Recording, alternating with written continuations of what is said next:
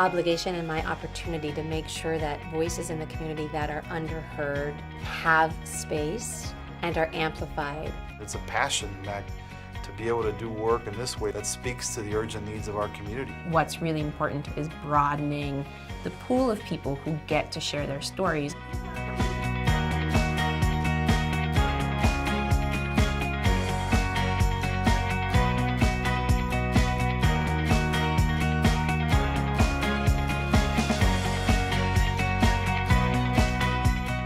When Ahmed Muhammad was accused of creating a bomb and arrested in North Texas, in fact, he was really arrested for being Muslim while doing science.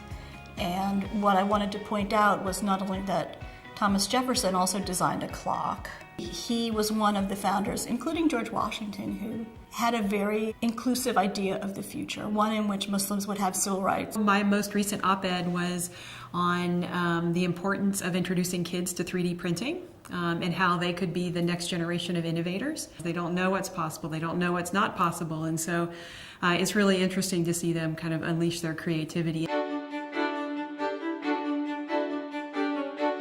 We need to find ways to bring more teachers of color into our teacher ed programs.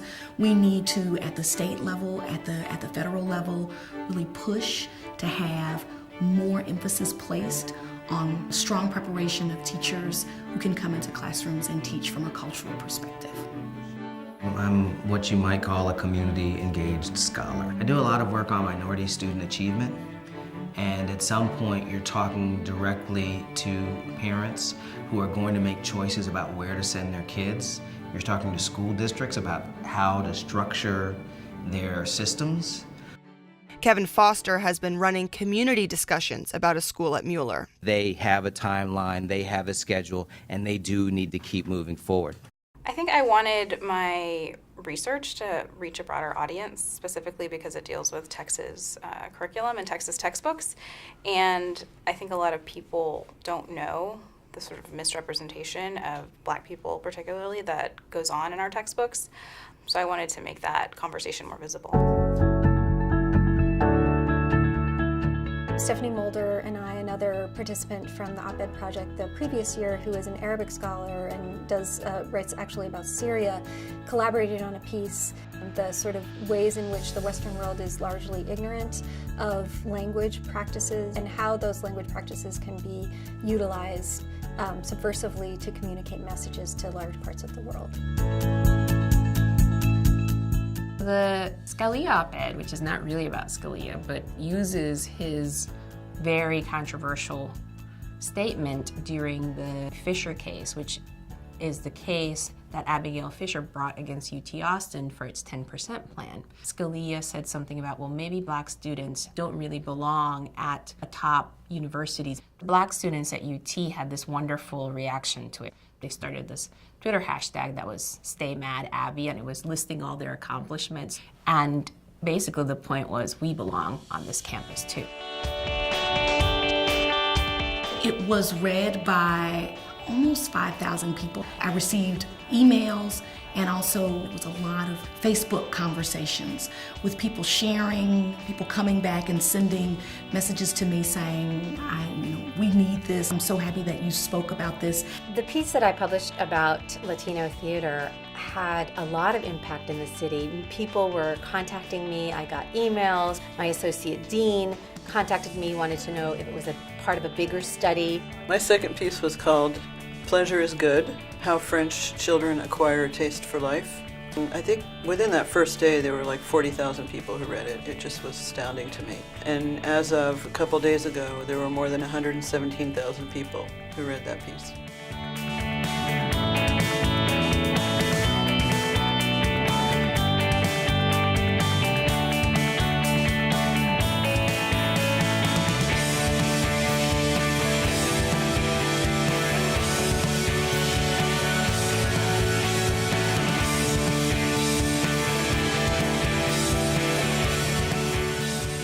We live in a time where there's a lot of scapegoating, and we're seeing this play out in the national stage. We need to rewrite the story so that women and people of color and other underrepresented groups are part of history.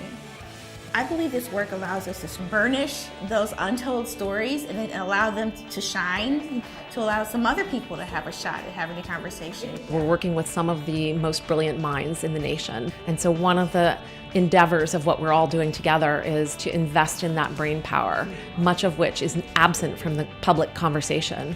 What could we do and what would be the return to society if we could invest in all those missing voices and missing ideas?